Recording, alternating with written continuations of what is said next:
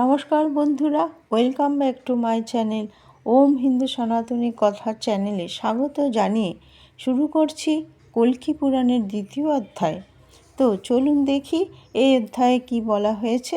ঋষি শনক আর ওনার আরও সাথীরা ঋষি সুতকে প্রশ্ন করেন যে, হে মহর্ষি, আপনি বলেছেন যে ভগবান বিষ্ণু কল্কি অবতার নিয়ে এই যুগে অধর্মের নাশ করবেন আর সত্যযুগের পুনঃস্থাপন করবেন।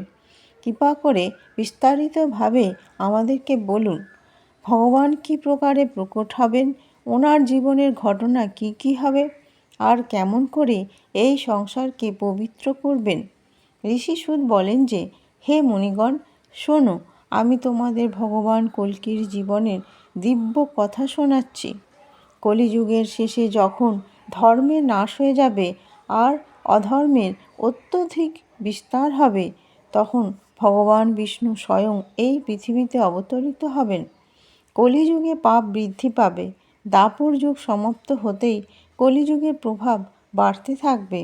এই কলিযুগে সত্য, দয়া আর তপ এর হ্রাস হবে।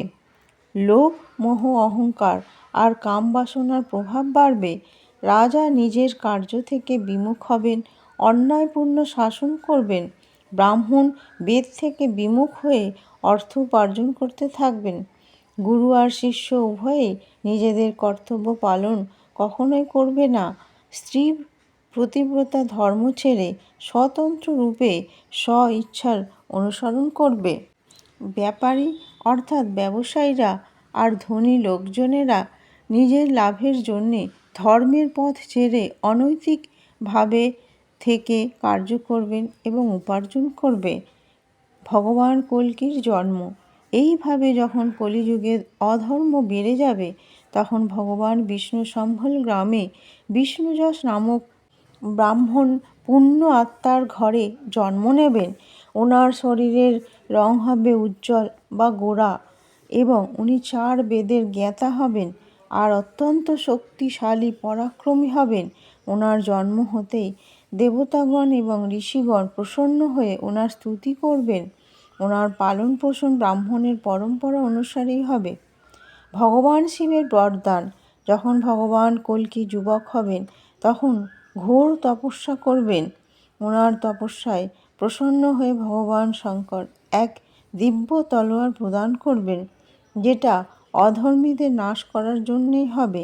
এই তলোয়ার অত্যন্ত তেজি হবে আর ওই তলোয়ারে অদ্ভুত শক্তি হবে।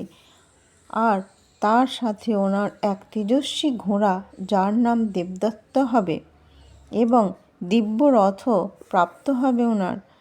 ধর্মযুদ্ধের জন্য প্রস্তুতি। ভগবান কল্কি যখন পূর্ণ যুবক হবেন, তখন অধর্মের সম্পূর্ণ নাশের সংকল্প নেবেন।